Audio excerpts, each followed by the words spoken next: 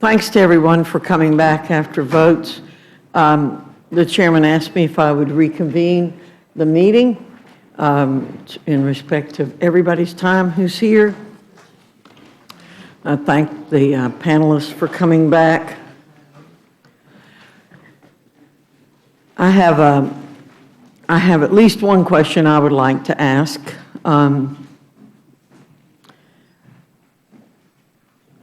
And a couple of statements. Like everyone else, my phone's lit up at home over the weekend, emails, Facebook, Twitter, everything. My constituents are very concerned about what's happening overseas. And I join my constituents in being concerned about this.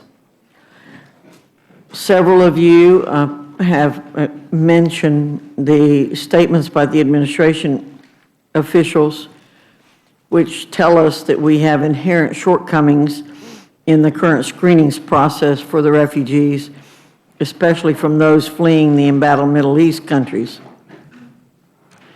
In those countries, the government databases are unreliable or non-existent, and that's being said again by the administration officials, not by folks on our side of the aisle. So comparing an individual's information against that deficient information leaves significant intelligence gaps, exposes us to people coming here who are insufficiently vetted. I wonder if the Chairman of Judiciary and the Chairman of Homeland Security would respond to what can the U.S. do to improve this process and ensure that those who come here under refugee status are truly those fleeing persecutions.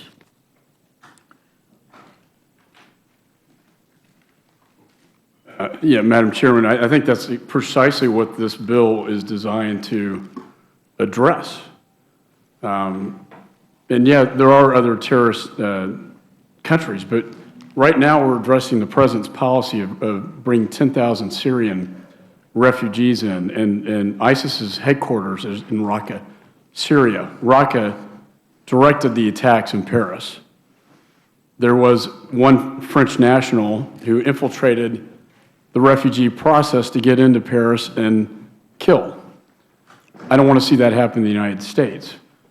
What this bill does, and let me just also say that this was not a fiction of my imagination. The FBI came to me. The FBI testified before my committee, as did the Secretary of Homeland Security, both expressing reservations that we cannot properly vet these individuals because we don't have intelligence on the ground in Syria or the databases to properly vet them. So when I have officials at that level within this administration telling me that, it gets my attention, and that is why this bill is before this committee. Because we felt, particularly after Paris, that we needed to address an emergency situation that involved a potential direct threat to the United States and the American people. And I do this for no other reason than patriotic reasons, but my first priority is to protect the American people. This bill will put the FBI in the driver's seat with background checks. This bill will put the intelligence community through the DNI, the director of the FBI, and the secretary on the line responsible. They will have to certify and sign the dotted line that these individuals do not pose a threat or a risk to the United States. I think that ups the responsibility. It puts the responsibility on them to demonstrate to the American people that they can come in. But I also think that the vetting process, this bill will not allow any refugee in until we're convinced that the vetting process and the background checks are done sufficiently to protect Americans. ISIS, in its own words, stated, we want to exploit the refugee process to infiltrate the West. I have to take them at their word. I'm not making that up either. So this bill, I think, is a first step, as the Chairman of the Judiciary stated. He has a bill that will come later, but before we broke for Thanksgiving, we wanted to address an emergency situation in a state of emergency and quite frankly, a state of war.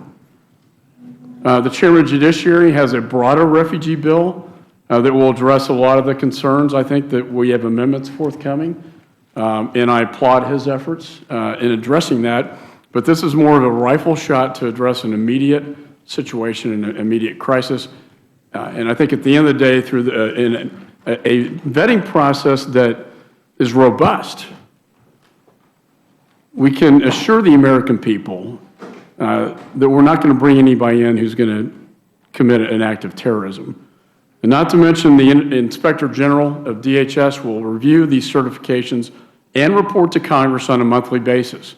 Congress will be given a role in this bill. Congress does not have a role currently in the refugee process. The only thing that Congress gets, as Mr. Goodlatte knows, is a report saying we're going to bring in X amount of refugees.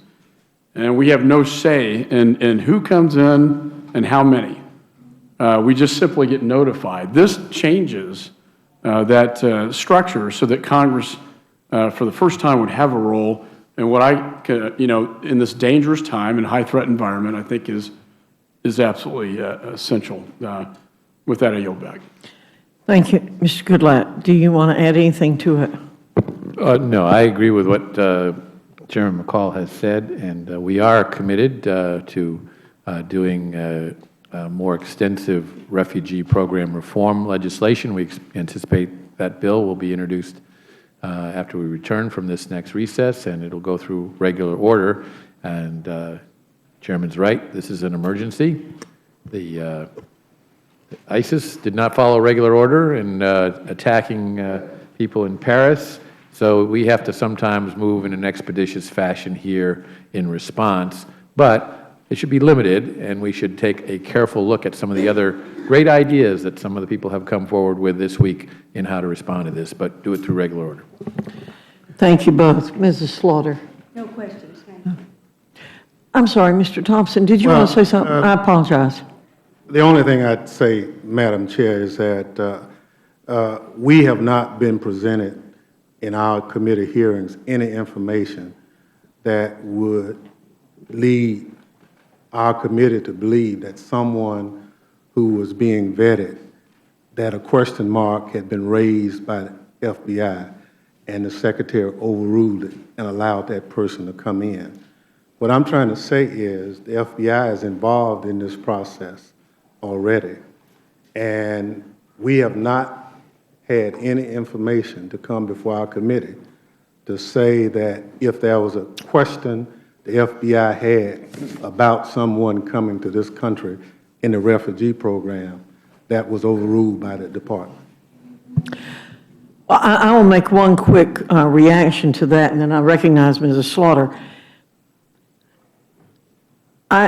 In the years that I have been here, one of the things that has frustrated me the most, and I think that frustrates the American people, is the fact that there is no individual accountability in this government. None. Zero. Things get done, things don't get done, and somebody's always pointing the finger at someone else. It's their fault, or it's not my fault. Pinning accountability on somebody in the federal government is one of the most difficult things we work at, and you can't do it.